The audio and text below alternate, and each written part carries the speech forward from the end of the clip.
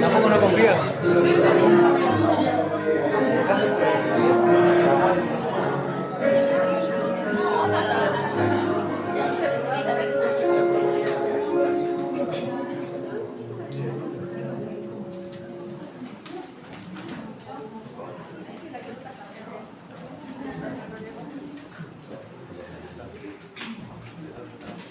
Muy buenas tardes a todos.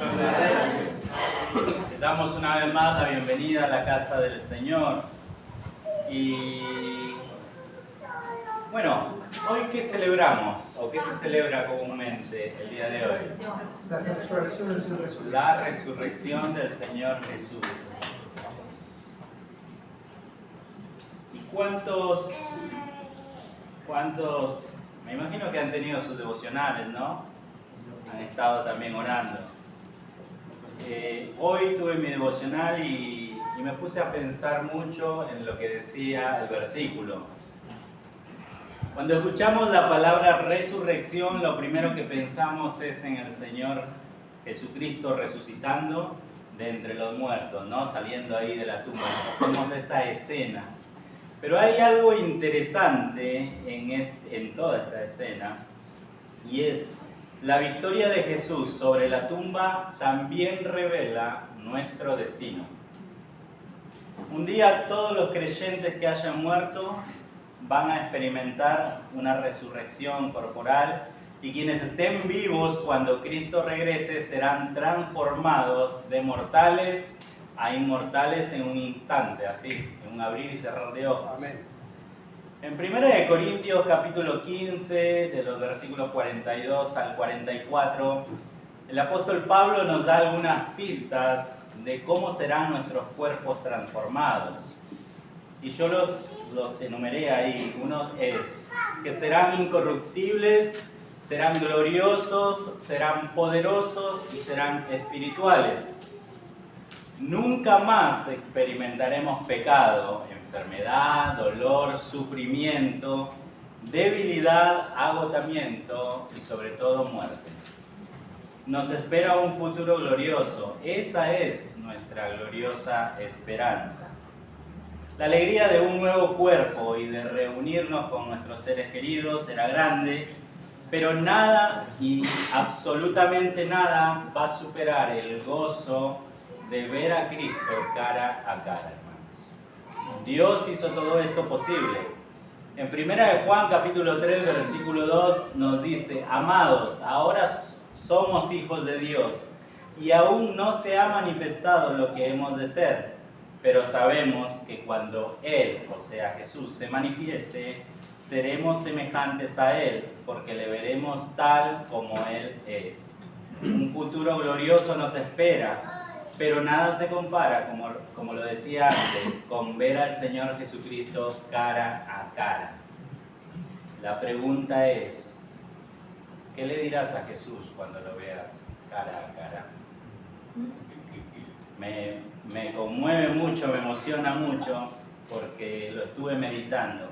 Hermanos, que en este día que recordamos la resurrección de Jesús, sea para agradecerle por morir en la cruz en nuestro lugar, por resucitar victorioso de la tumba y porque algún día vendrá a llevarnos y estaremos con Él por la eternidad. Hermano Marcos, diríjanos en oración, por favor, y así damos inicio a la reunión. Amado Padre que estás en los cielos, gracias Señor, te damos por tener un lugar en donde poder congregarnos, en donde reunimos con hermanos que amamos hablar de ti, aprender de ti y amamos tu presencia en nosotros, Señor. Bendice a las personas que están en camino, a los que no pudieron venir, Señor, y queremos darte la gloria y honra a ti, que solo tú eres merecedor, Señor, mediante las alabanzas. Que sea olor fragante para ti, Padre. Te lo pedimos todo esto en el nombre de nuestro Señor Jesucristo. Amén. Amén. Muy bien, vamos a cantar con este pensamiento al Señor. Les invito a ponerse de pie. El primer himno: en el monte Calvario se vio una cruz.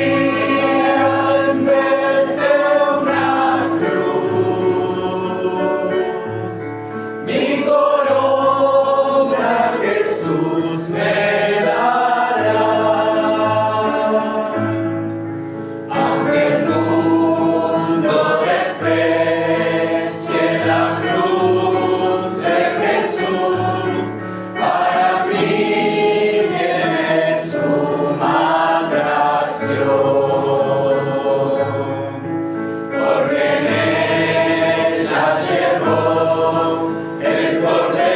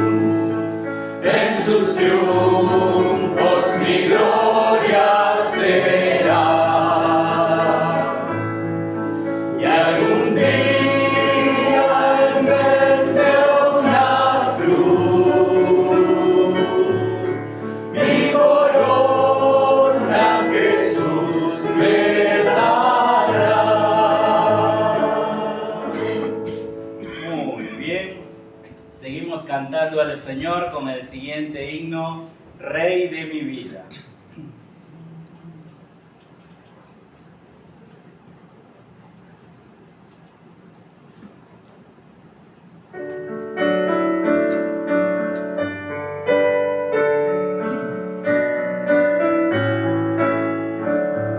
Cantemos. Rey de mi vida, tú eres hoy, en ti me gloriaré. Es por tu cruz que salvo soy, no te olvidaré. Después de tu Getsemaní, subiste a la cruz más cruel, todo sufriste tú por mí, yo quiero serte fiel. Mas vi la luz amanecer de la eternidad, que mi Señor aparecer con inmortalidad.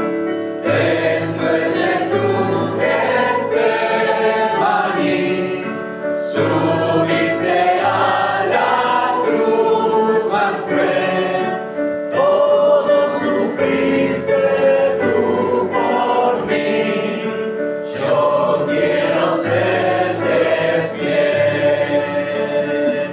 Rey de mi vida, Rey de luz, en ti me gloriaré. Por mí moriste en la cruz, no te olvidaré. Después de tu Getsemaní, subiste a la cruz más cruel, todo sufriste tú por mí, yo quiero serte fiel. Amén. Muy bien. Todo sufriste tú por mí, yo quiero serte fiel. Que sea nuestro deseo, hermanos, en cada uno de nosotros, de poder seguir y servir al Señor. Vamos a cantar un himno más, En la cruz.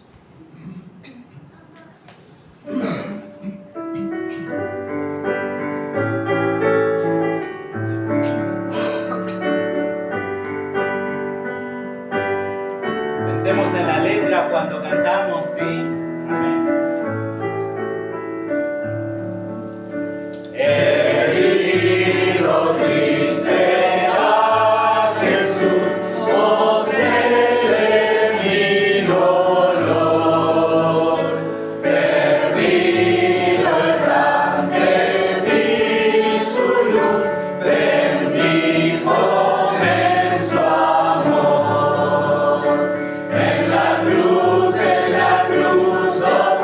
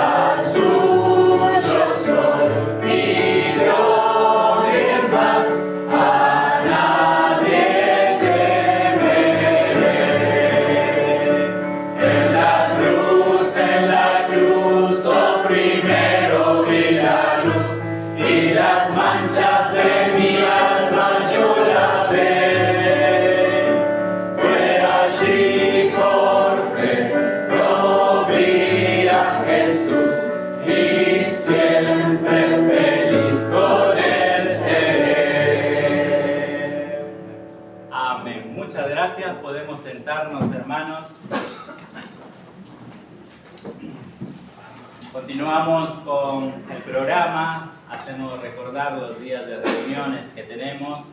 Los días miércoles, reunión de estudio bíblico y oración a las 19 horas. ¿Sí? Está toda la iglesia invitada. ¿Sí? Estamos estudiando el libro de Génesis, capítulo por capítulo.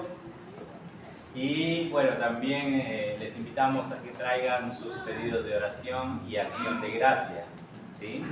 Los días sábados, bueno, comúnmente los días sábados hay reunión de jóvenes, excepto algunos sábados, como el que viene, reunión de hombres, de varones, a las 18 horas. No quiero decir que va a haber de comer, pero después, todavía no hay nada, pero seguramente los varones somos muy rápidos para pensar qué comer, ¿no? Se ríen algunos, sí. Muy bien, bueno. Y domingo, como hoy, a las 17 horas, escuela dominical, ¿sí? Estamos viendo sobre el perdón. ¿Qué implica el perdón? ¿Sí? ¿Qué pasos se encuentran en la Biblia para perdonar? Todo eso que el Señor nos habla por medio de su palabra. Venga, hermanos, para aprender todos juntos. Y a las 18 horas, la reunión de adoración y predicación de la palabra del Señor. Muy bien, pasamos a lo siguiente. Pasamos a las ofrendas y luego a la lectura bíblica, así que invito al hermano Marcos, por favor, que me ayude con eso.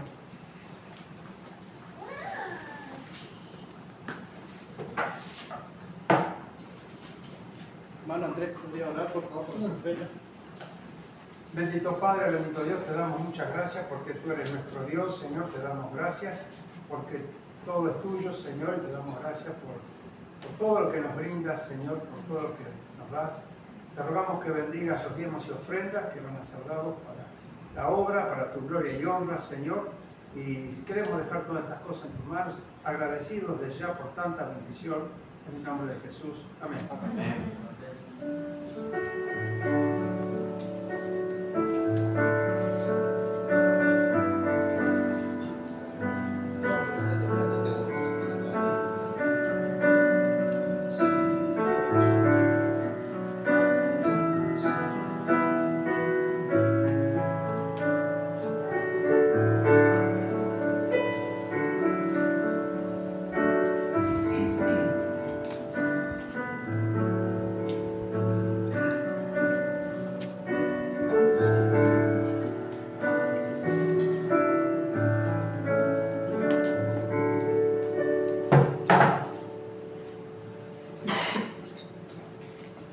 Bien, querida iglesia, les voy a invitar a irnos al libro de Marcos. Así hacemos lo que es la lectura bíblica del día de hoy. Les voy a pedir que tengan un poco de misericordia. No traje los anteojos siempre, me hago el canchero, pero debo reconocer mis casi 50 años, así que necesito mis anteojos. Así que si llego a pifiar, les pido misericordia, ¿sí? Amén. Muy bien. Entonces, libro del Evangelio de Marcos, versículo 16, comenzamos a leer, del 1 al 18. Marcos 16. Muy bien. Así dice la palabra de Dios. Cuando pasó el día de reposo, María Magdalena, María, la madre de Jacob y Salomé, compraron especies aromáticas para ir a ungirle. Y muy de mañana, el primer día de la semana, vinieron al sepulcro, ya salido el sol. Pero decían entre sí, ¿quién nos removerá la piedra de la entrada del sepulcro? Pero cuando miraron, vieron removida la piedra, y que era muy grande.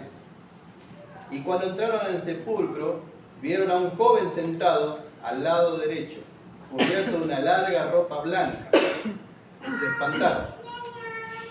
Mas él les dijo, no os asustéis, ¿buscáis a Jesús Nazareno, el que fue crucificado? ha resucitado, no está aquí. Mirad, en el lugar donde lo pusieron. Pero id, decid a sus discípulos y a Pedro, que él va delante de vosotros a Galilea. Allí le veréis, como os dijo. Y se fueron huyendo del sepulcro, porque les había tomado temblor y espanto. Ni decían nada a nadie, porque tenían mucho miedo. Habiendo pues resucitado Jesús por la mañana, el primer día de la semana, apareció primeramente a María Magdalena, de quien había echado 7 demonios. Yendo ella, lo hizo saber a los que habían estado con él, que estaban tristes y llorando. Y ellos oyeron que vivía y que había sido visto por ella. No le creyeron.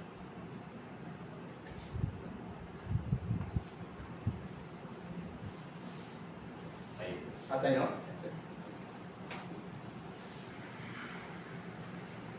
Había dudado un poquito. Muy bien, hermano, muchas gracias. Bien, vamos a continuar con el programa, vamos a cantar un himno más, luego tenemos un número especial. Puesto de pie, hermanos, para cantar el número 460, Porque Él vive.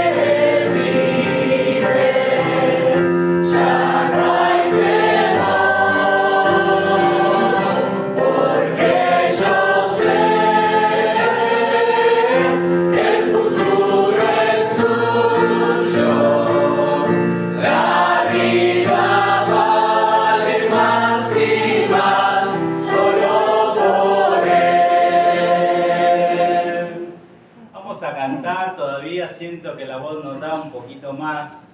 Sí.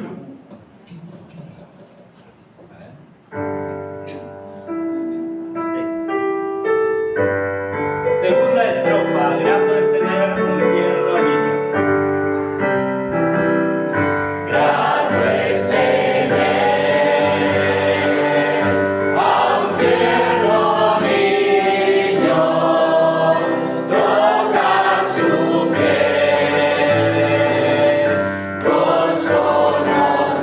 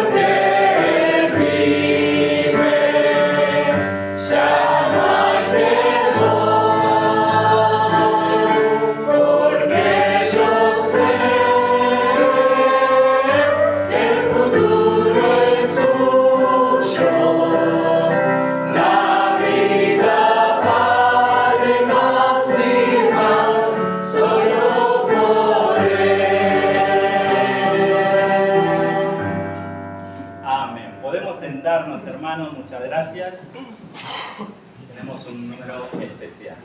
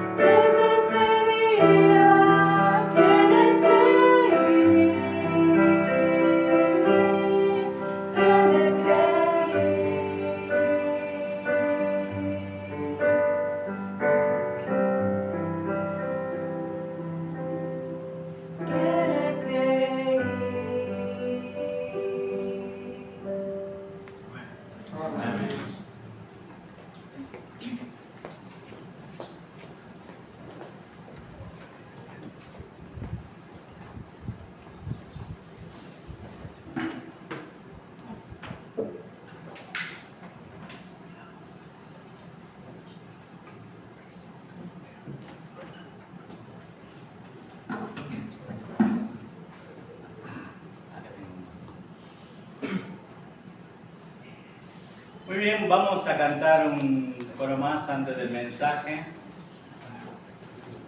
Invito a ponerse de pie, por favor.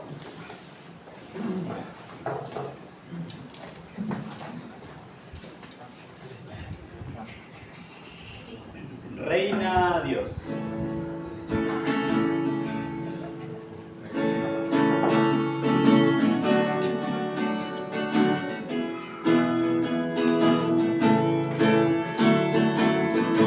Cuán bellos son los pies de aquel que anuncia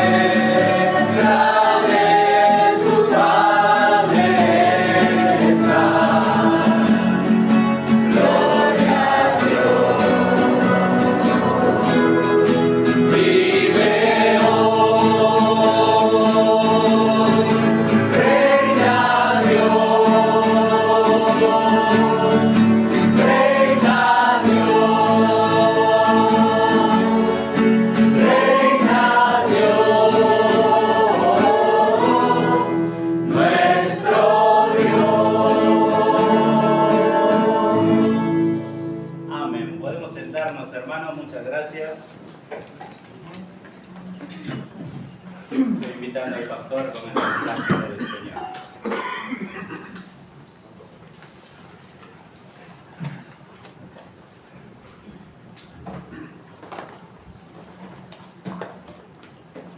Qué día especial, ¿no? Amén. Qué día especial.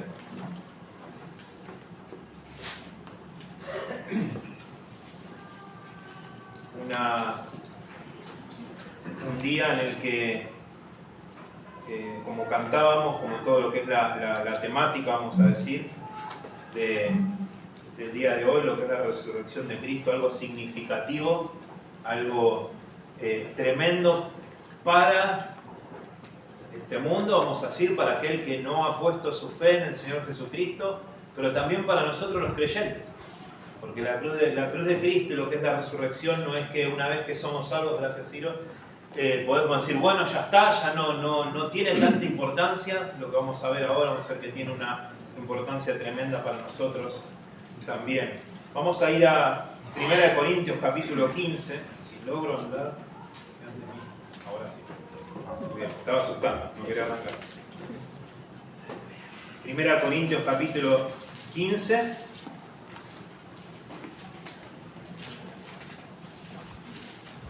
Esta tesis del apóstol Pablo sobre la resurrección, realmente un pasaje tremendo. No vamos a ver todos los aspectos, pero sí vamos a ver del versículo 12, vamos a hablar del 12 al 22.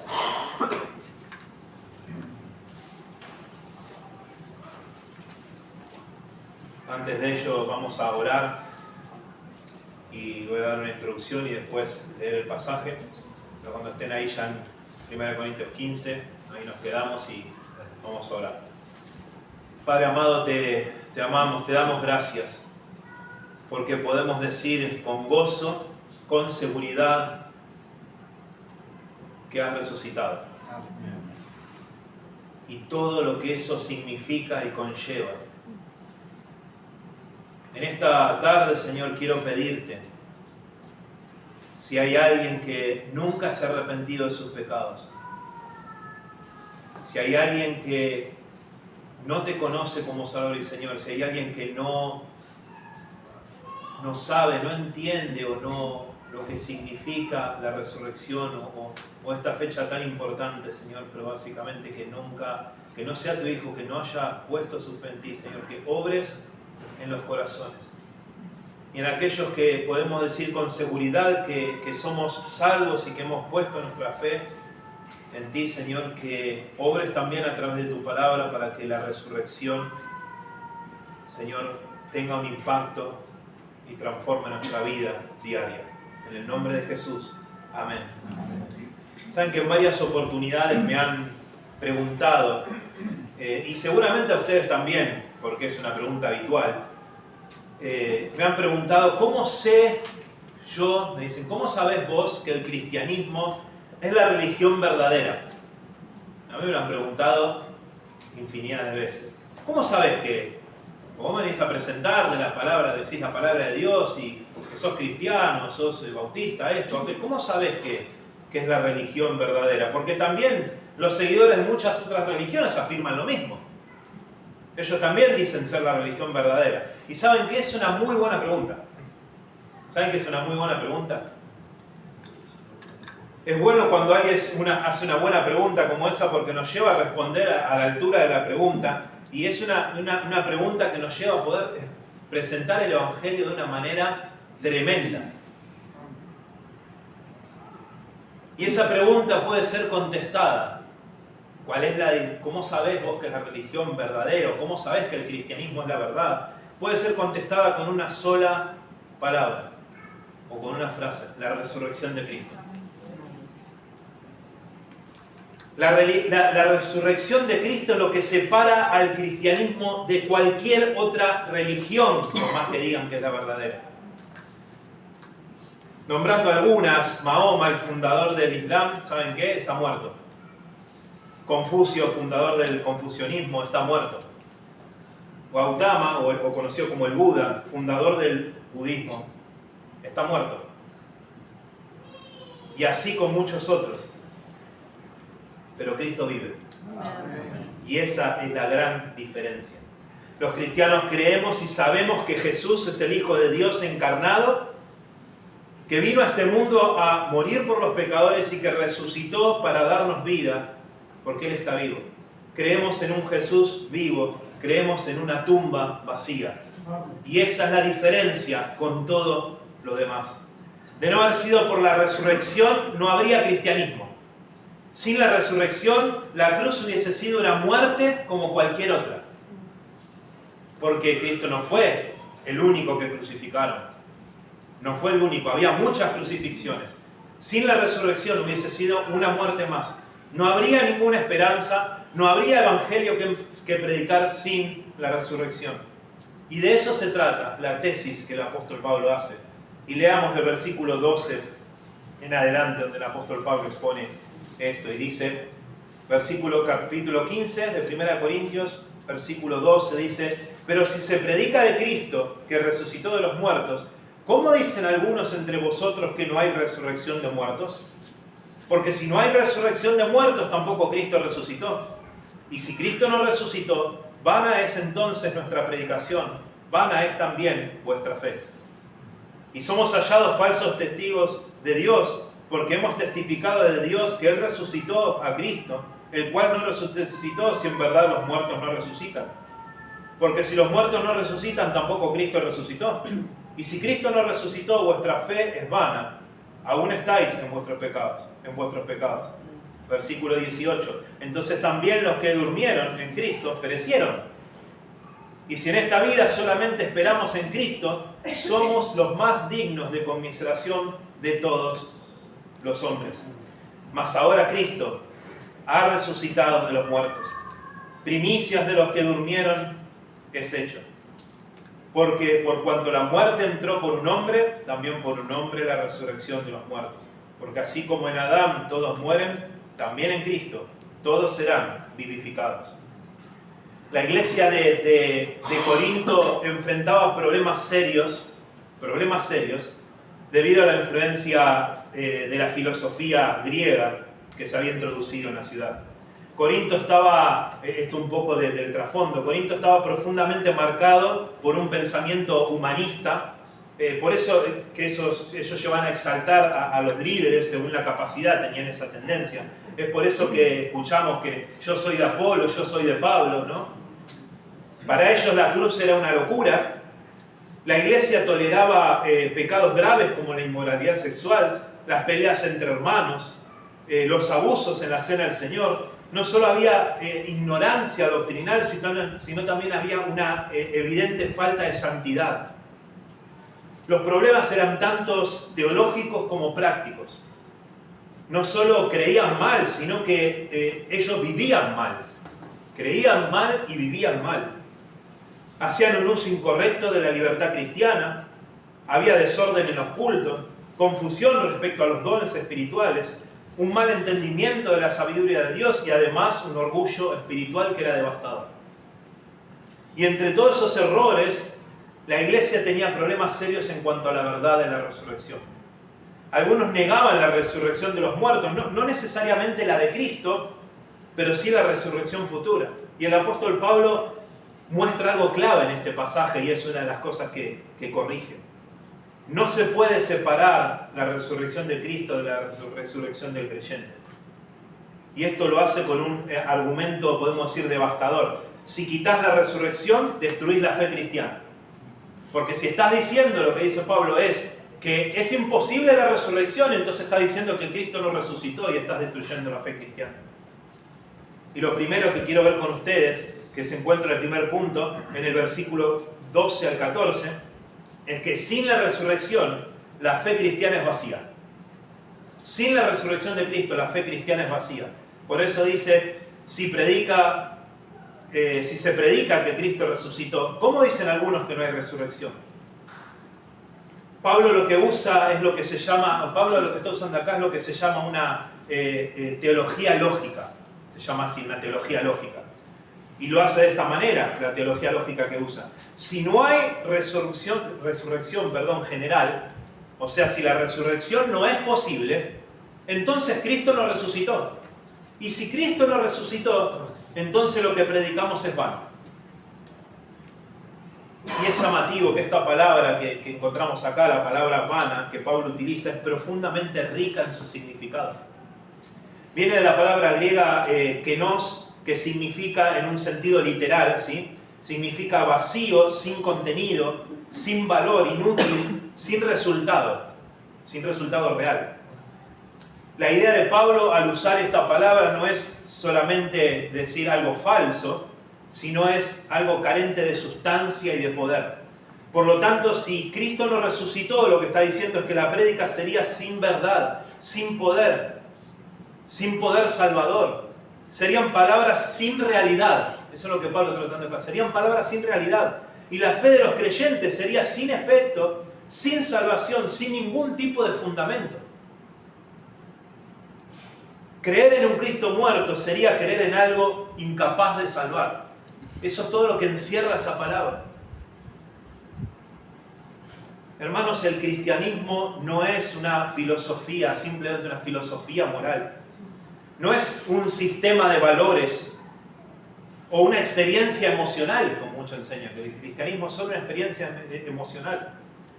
Es un mensaje, el Evangelio, basado en hechos históricos reales. La resurrección de Cristo es un hecho comprobable, por más que muchos digan que no. Tenemos esta cruz vacía acá. Y esto es significativo y hay una razón por qué. Porque Cristo resucitó, no quedó en esa cruz, no quedó en esa tumba. Y esto es algo comprobable. Y voy a hacer un poco de apologética acá.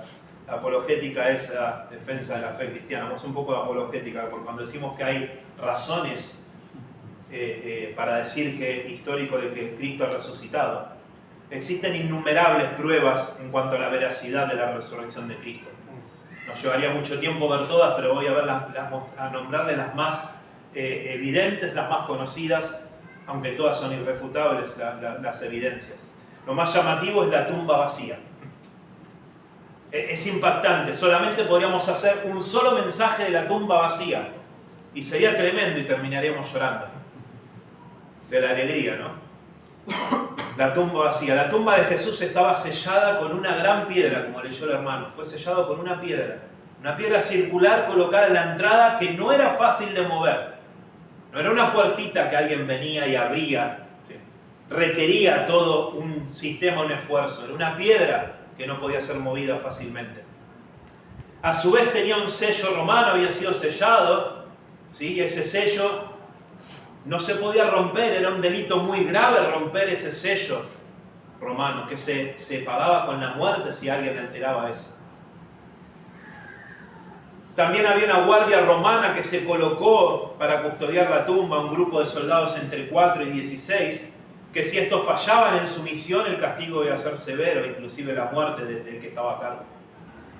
Entonces ahí estaba la tumba sellada con una piedra, un sello romano que decía: estás en problemas serios si lo tocas, y soldados que lo custodiaban. Eso hacía que fuera algo imposible que alguien manipulara la tumba sin ser visto. No solo el relato bíblico, sino que aunque fuéramos fuera de las Escrituras y buscáramos relatos de personas no creyentes, relatan lo mismo de cómo estaba la tumba y cómo estaba custodiada. Entonces era casi imposible que alguien manipulara la tumba sin ser visto. Por otro lado, y no es un dato no menor, que los 4 evangelios mencionan que las primeras en venir a ver la tumba vacía fueron mujeres. Si los discípulos hubieran inventado la historia, como muchos quieren instalar, que era un invento, nunca habrían puesto el testimonio de mujeres como las primeras que vieron. Y la razón es porque en aquel tiempo el testimonio de la mujer no tenía ningún valor legal. Ningún valor legal. No era tomado en cuenta el testimonio de una mujer, no solo en una corte, sino a nivel social. La opinión de una mujer no tenía ningún peso. Y si ellos querían instalar una mentira, no hubiesen elegido a mujeres, hubiesen elegido hombres. Pero sin embargo el relato que las primeras en ver en la resurrección fueron mujeres. Otra de las cosas es que también hubo múltiples testigos de forma independiente. Distintos relatos, distintos testigos, distintos momentos, pero todos coinciden en lo mismo, que la tumba estaba vacía. Otra de las cosas que muchos pasan por alto, pero es tremendamente significativo, es la transformación de los discípulos. Discípulos que antes eran hombres con miedo, huyendo, incrédulos en muchas cosas, pero después de ver a Cristo resucitado, fueron hombres valientes que predicaban públicamente y estaban dispuestos a morir. Y de hecho, salvo uno, murieron sus discípulos de manera tremenda. Y no solo los discípulos, sino muchos creyentes. Y ahí surge la pregunta, ¿quién moriría por una mentira? Si era un invento, ¿quién moriría por una mentira? Hermanos, sin la resurrección, sin el hecho irrefutable de la resurrección, cae todo, se cae.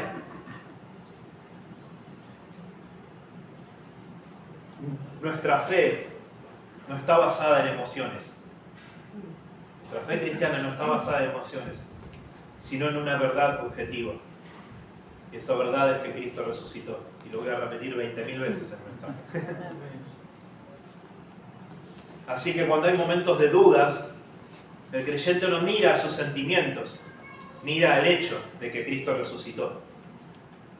Eso nos lleva a predicar el Evangelio con convicción, porque no estamos anunciando una idea o una forma más linda de vivir, sino estamos anunciando un hecho irrefutable, que Cristo resucitó para el perdón de los pecados. Y eso nos hace vivir con seguridad, porque nuestra fe no está vacía, nuestra fe no es vana. Eso nos lleva al segundo punto, que está en el versículo 15 al 17, que sin la resurrección aún estaríamos muertos en pecados, aún estaríamos en nuestros pecados. Porque dice, si Cristo no resucitó, aún estáis en vuestros pecados. Y esto es profundamente serio. Pablo conecta la resurrección con la justificación. O sea, la cruz paga el pecado, la resurrección confirma que Dios aceptó ese pago. Es tremendo.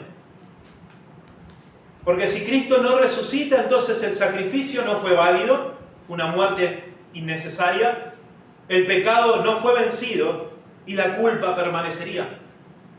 Fíjense lo importante de la resurrección.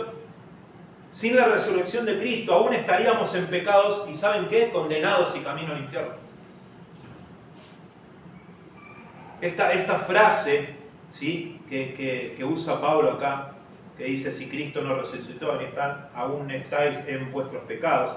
Esta frase implica que el pecado no ha sido quitado, que sigue teniendo dominio, que sigue habiendo culpa delante de Dios.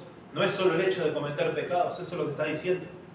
Si Cristo no resucitó, entonces el pecado no fue quitado, sigue teniendo dominio, sigue habiendo culpa delante de Dios.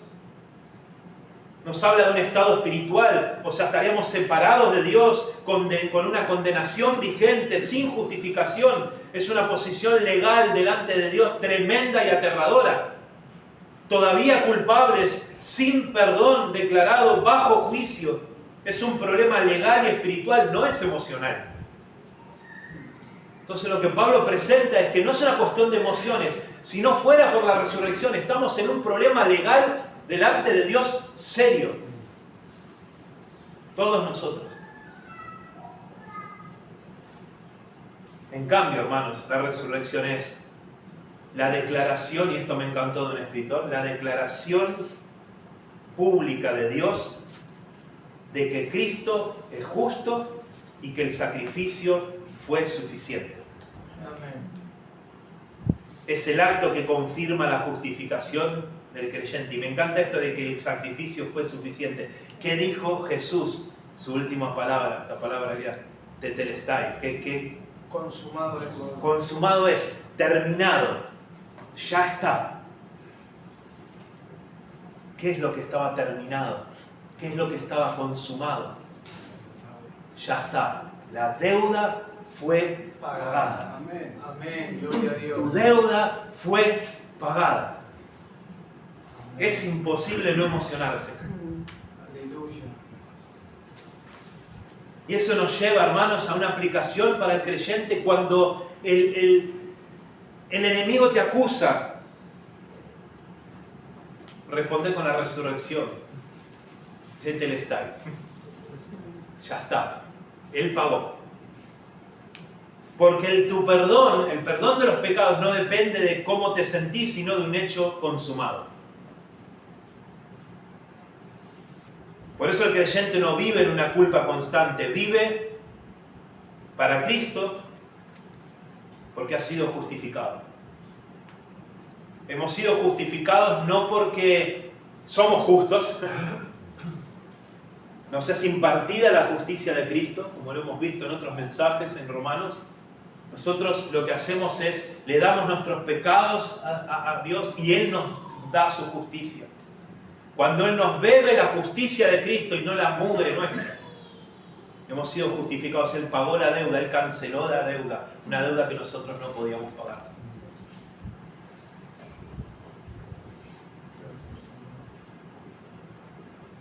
El tercer punto encontramos en el versículo 18 y 19, cuando habla de los que durmieron en Cristo, perecieron. Sin la resurrección, los muertos en Cristo estarían perdidos, dice Pablo. La muerte gana, la eternidad desaparece. Entonces la fe cristiana sería solo para esta vida.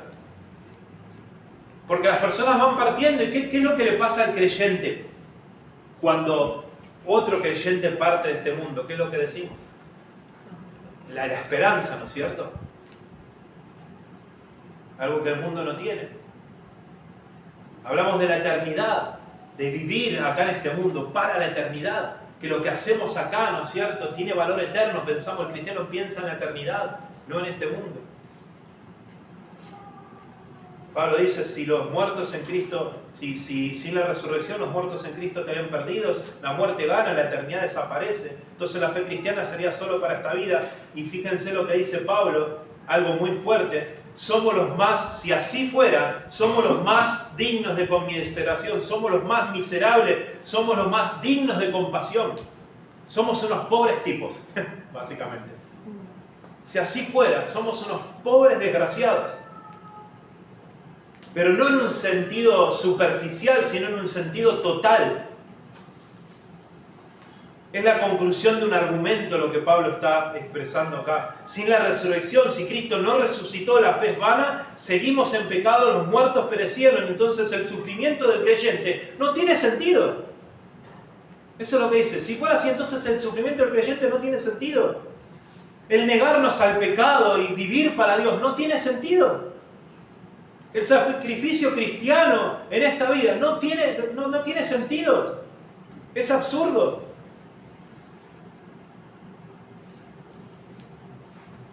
Pero gracias a Dios que no es así. Porque cuando sufrimos por Cristo, no es en vano, porque Cristo resucitó. Así es. Cuando renunciás al pecado, a pesar de que te cuesta y estás ahí, renunciás al pecado, no es sin sentido, tiene sentido eterno por la resurrección de Cristo.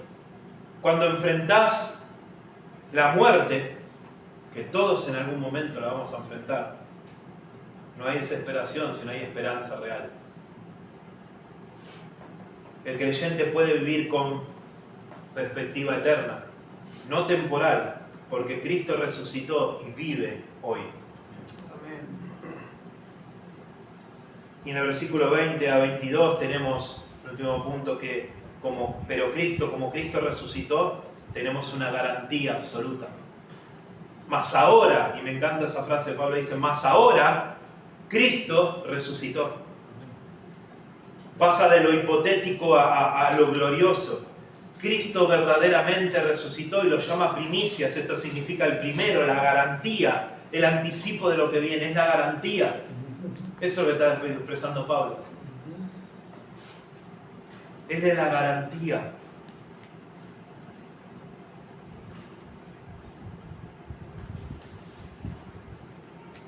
Hermanos, la resurrección de Cristo abarca tanto para nuestra vida y tanto para comunicar a este mundo.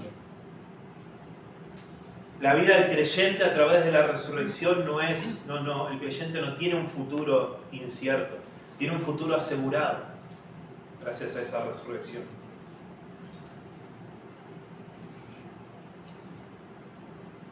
La muerte no tiene la última palabra. El creyente vive con esperanza firme, no con temor. La resurrección de Cristo hace vivir al creyente con una esperanza firme, absoluta. Fíjense lo impactante que es la resurrección. No es solamente un tema que debemos tocar en un momento del año para alcanzar a otros que no conocen a Cristo, lo cual sí es importante, sino que la resurrección de Cristo debe resonar en nuestras vidas día tras día, porque tiene una aplicación tremenda a llevarnos a vivir una vida con esperanza. La resurrección de Cristo tiene implicaciones prácticas para nuestra vida diaria. ¿Sabían? Ya para ir terminando. Tiene aplicaciones prácticas. La resurrección de Cristo no es solamente una doctrina. La resurrección de Cristo transforma tu vida. Transforma tu vida porque te da seguridad. No vivís dudando de tu salvación. La resurrección de Cristo te da seguridad porque transforma tu vida, porque te da seguridad, porque no vivís dudando de tu salvación. Transforma tu vida porque te da poder para vencer el pecado, porque Cristo venció y vos ya no estás esclavizado. Él ya venció. Transforma tu vida porque te da esperanza en el sufrimiento, diciéndote que nada, no es en vano. Y te da perspectiva eterna. Vivís para lo que trasciende. El cristiano vive para lo que trasciende. La resurrección es el fundamento de nuestra fe. Es la garantía de que hemos sido perdonados. Es la base de nuestra esperanza. Es la seguridad del futuro. Sin la resurrección no hay cristianismo. Con la resurrección lo tenemos todo. Con la resurrección lo tenemos todo. Hermanos, la resurrección de Cristo es como el Evangelio. Es algo que debemos estar meditando todo el tiempo.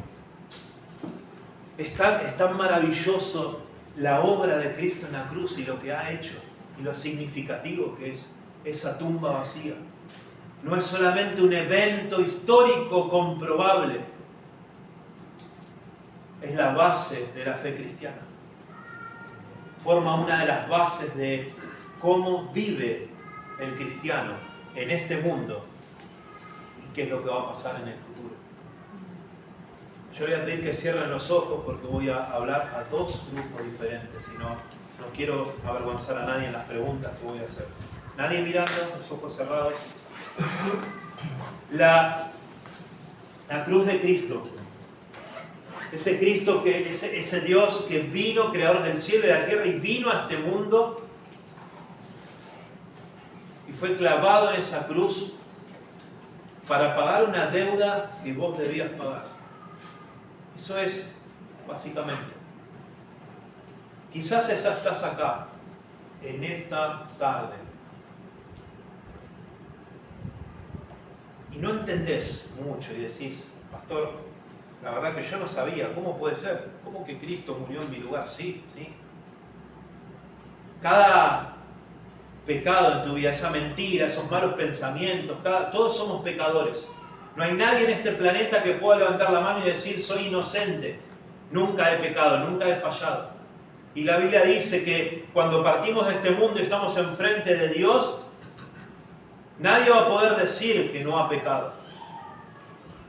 El cielo no es para todos, sino para aquellos que han puesto su fe en el Señor Jesucristo. La Biblia es clara, la salvación no es por obras, Dice, para que nadie se gloríe. No somos salvos, no podemos ganar el cielo de ninguna manera. No podemos ser aceptados por Dios por ser buenas personas, aunque no hay justo ni aun uno. No hay nadie que pueda declararse justo o bueno. La Biblia dice que la única manera de poder tener esperanza, de poder no ser condenados por ese pecado que todos hemos cometido, es haber puesto tu fe en el Señor Jesucristo, haberte arrepentido de tus pecados en vida, no en el cielo, no cuando estés enfrente de él, acá, mientras estás en vida, es haberte arrepentido de tus pecados, haberle confesado que has ofendido su santidad, pedir perdón y que Él tome tu vida. Si no has hecho eso,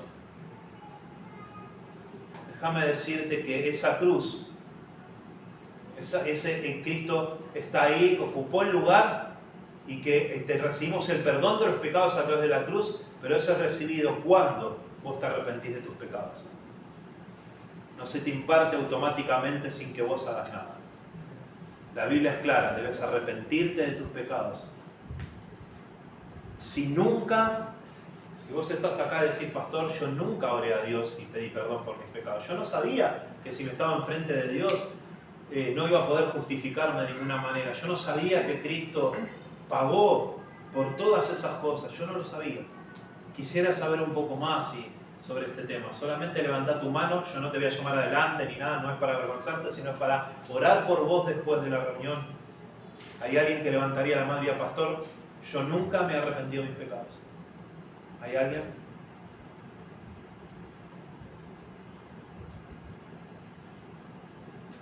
Por otro lado, creyentes, debemos vivir a la luz de la resurrección de Cristo. Él pagó nuestra deuda, una deuda que no podíamos pagar en ninguna manera. Somos justificados, salvos por ese tremendo sacrificio. Derramó su sangre, fue castigado, fue muerto y después resucitó. Esa victoria tremenda en la cruz. No podemos en ninguna manera vivir para nosotros. No podemos en ninguna manera vivir aislados de la voluntad de Dios después del tremendo sacrificio, después de tremenda obra en favor nuestro.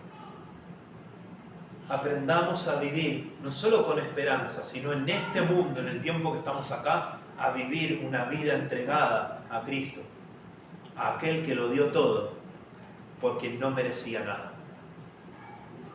Padre amado, te damos gracias por la cruz de Cristo, por la resurrección, porque podemos decir con alegría y gritarlo, Padre, con una emoción de que Cristo ha resucitado. Y eso nos da esperanza, gozo. Saber que no es una fe vacía, sino hay un fundamento. Gracias, Padre, porque podemos ver esa cruz vacía y podemos hablar con firmeza de una tumba vacía. Que nos ayudes a presentar esto a un mundo perdido, que está basado o está confiando en sus obras o en diferentes cosas, o en una religión o en una iglesia o en lo que fuera. Que nos ayude, Señor, a presentar esa obra tan maravillosa para que puedan llegar a conocerte como único Salvador y Señor. En el nombre de Jesús. Amén.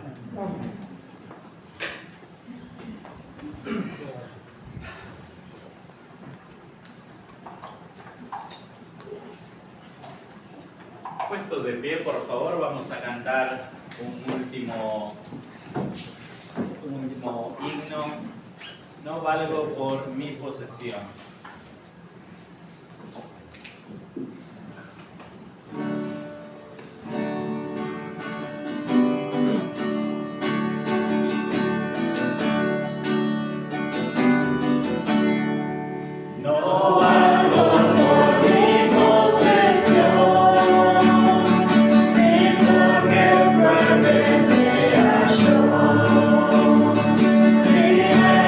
Precio de su amor,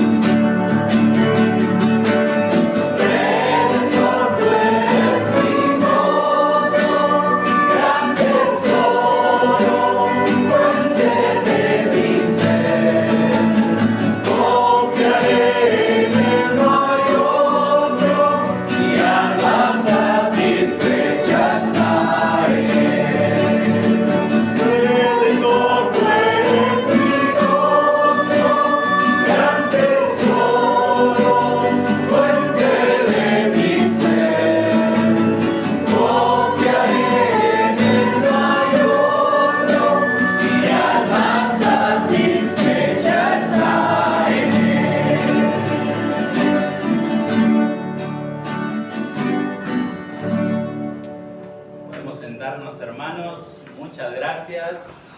Vamos a escuchar el postludio y terminamos la reunión. Dejamos un versículo para la semana. Que el Señor nos bendiga.